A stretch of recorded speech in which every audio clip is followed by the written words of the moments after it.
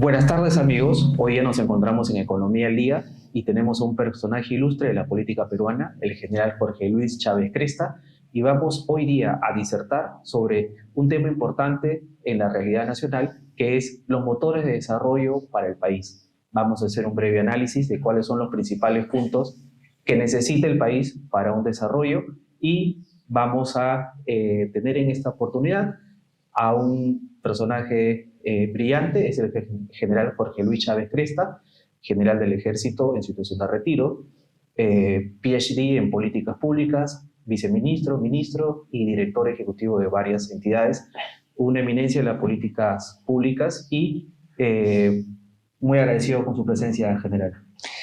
Enrique, muy buenas tardes a toda la audiencia que nos ha podido ver en estos momentos. Creo que es importante tratar un tema relacionado con el desarrollo económico de nuestro país, más aún en esta coyuntura que actualmente vive.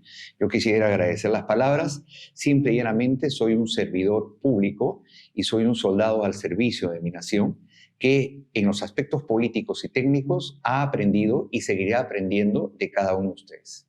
Gracias, general. Bueno, general, para entrar en materia, vamos hoy día a tocar algunos temas importantes de los motores de desarrollo que necesita nuestro país. Y previamente, como a manera de introducción, voy a comentar los principales datos estadísticos del último reporte del INEI sobre la pobreza monetaria, donde hay un incremento de la pobreza que ha subido y ha llegado dramáticamente en el año 2023 a un 30% de la población en el país. 30% que se incrementó a partir del año 2019 en un 10%. En el año 2019, antes de la pandemia, estábamos en 20% y en 5 años hemos llegado al 30%. Lo cual también arroja una cifra muy dramática, porque encontramos que hay sectores de nuestro país, sobre todo en los Andes, donde tenemos niveles de pobreza del 40%. Estamos hablando, por ejemplo, de Cajamarca, estamos hablando de Puno, de Pasco, de Huancavelica, pero también tenemos situaciones dramáticas como Lima Metropolitana, que tiene una pobreza del 30%. Entonces tenemos pobreza rural y pobreza urbana.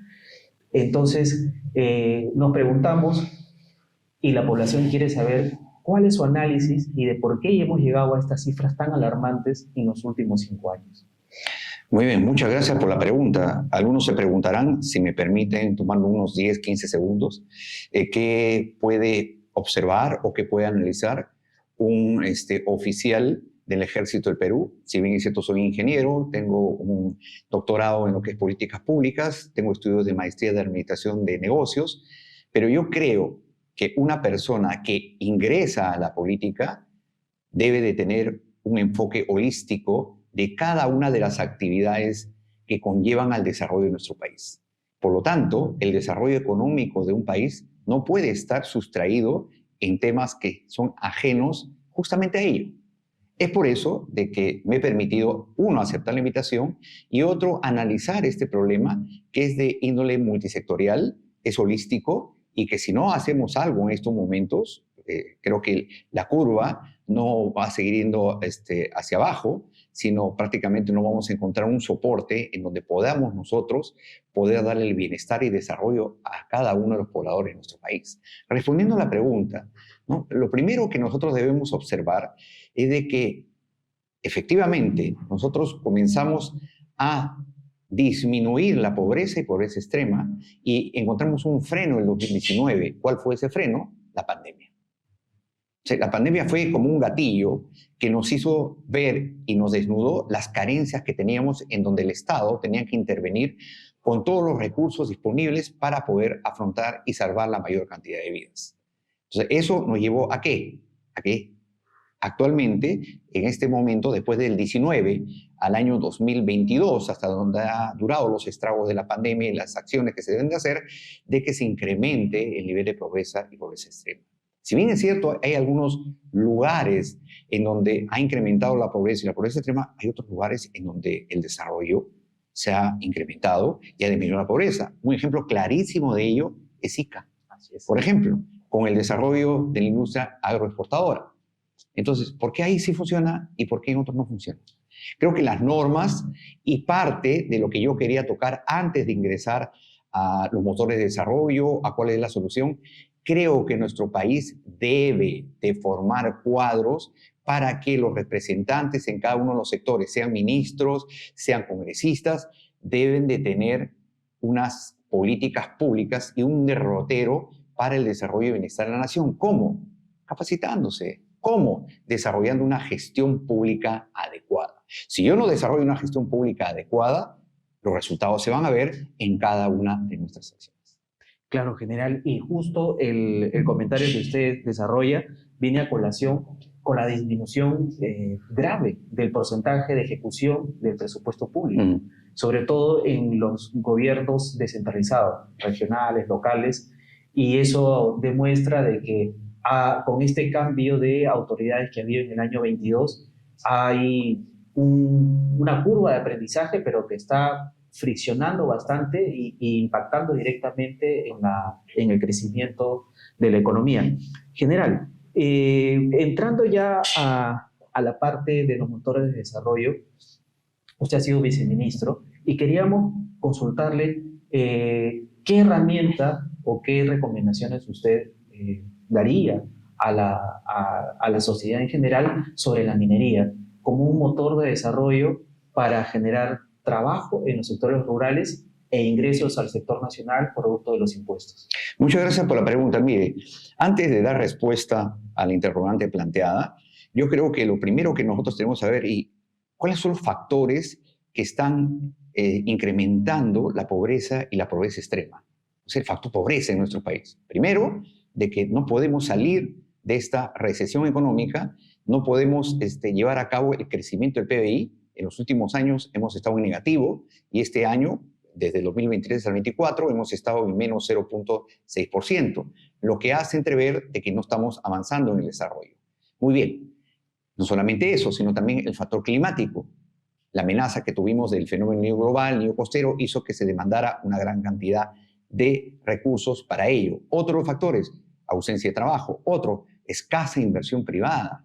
No existe. ¿Por qué? Porque los niveles de confianza. Por eso, vuelvo a repetir, el desarrollo económico no solamente es en números, sino en acciones desde el punto de vista económico, sino también la inseguridad ciudadana, el desorden que hay, la informalidad.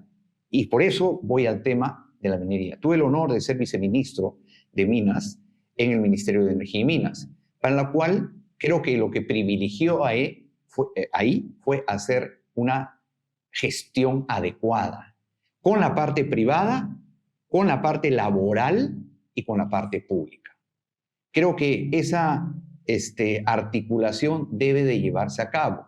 Yo no puedo dar un lugar en concesión para que la empresa privada y la población, ellos solucionen los problemas. ¿Y dónde está el Estado? Falta una actividad del Estado, una gestión pública por parte del Estado que conlleve a articular los esfuerzos. Actualmente nosotros del potencial minero solamente tenemos el 2.8% de que estamos empleándolo. Claro. Y el 90%. Si nosotros pisáramos el acelerador llegando al 10%, nuestro país sería otro tremendamente en lo que es minería. Entonces, ¿qué debemos hacer ahí? Ordenar la casa. Por ejemplo, sabemos estadísticamente, ya que hemos hablado de economía y de estadística, de que Bolivia exporta 6.000 millones de dólares en oro cuando no tiene una sola mina. 3.000 millones de dólares se van hacia el norte, en Condorcanqui, en Patás, hacia el Ecuador. Estamos perdiendo 9.000 millones de dólares anuales, que representa el 2% de nuestro PBI. Entonces, tenemos que ordenar la casa. El oro se tiene que quedar acá. El oro tiene que ser comprado. Pero nosotros tenemos que llamar a los informales y hasta los ilegales, sentarlos en una mesa y ver cuál es la salida que se tiene que llevar a cabo. Yo creo que uno de los grandes motores de desarrollo que tiene nuestro país ancestralmente es la minería. Da trabajo, da oportunidad, da riqueza, pero sobre todo hace que nuestra economía sea más dura. El respaldo del oro en la moneda y en cada una de las acciones genera divisas. Y esas divisas, por lo tanto, hace que nuestro país pueda despegar económicamente.